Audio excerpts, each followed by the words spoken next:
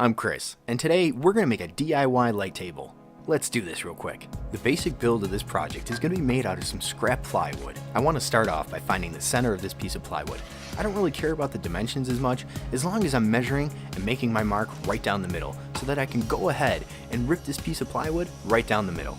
Next, I want to go ahead and adjust my table saw to 45 degrees, and then cut each piece of plywood right down the length.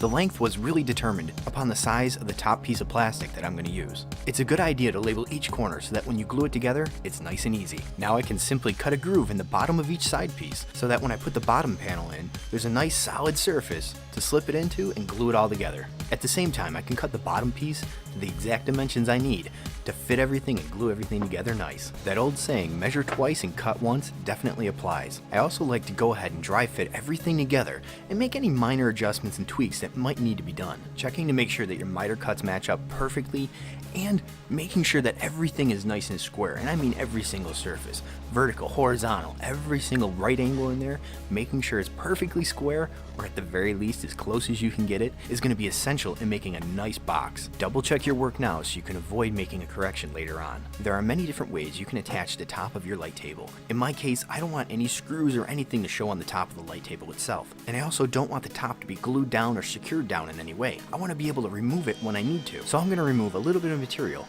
on every inside edge of the plexiglass, and then I'm also going to remove a little bit from the inside edge of the plywood box itself. I want to take my time and clean up the plexiglass and remove any inconsistencies in it so that it really fits nice and flush. For me, this step was critical in getting a nice fit, and it really took a little bit of time, a little bit of tweaking to get everything just right. This particular piece of plexiglass was actually going to be thrown away, and it had some deep grooves in it that I really had to take my time and sand smooth. If you took the necessary time to measure accurately and correctly, and made any necessary tweaks to get your dry fit nice and tight, then gluing everything together really shouldn't be an issue at all. Now, because I'm not going to use any finishing nails or brads or anything else to really secure this thing together, I want to make sure I use plenty of glue on all the surfaces that definitely need it. I want to make sure this glue bonds to every single surface and really holds everything together nice and strong.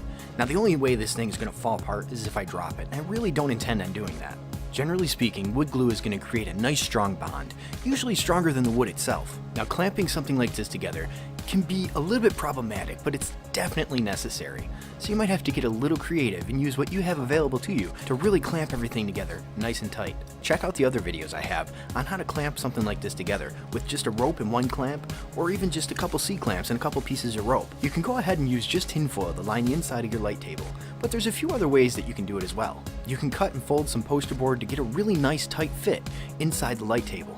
I chose to use a combination of both methods by using some spray adhesive in a well-ventilated area to really keep that aluminum foil secured nice and flat to the poster board. And then in my case, all that's left is to secure the flexible LED strips right to the tinfoil itself, and then set everything right inside the light table itself. And then with your DIY light table completed, you'll be well on your way in taking some really awesome video and some interesting photographs. I thank you for watching, and I hope you enjoyed the video. If you found this video helpful in creating your DIY light table, please leave me a comment below. I'd love to hear about it. Thank you so much. Don't forget to check out my other video on how to create the studio lights that I use all the time.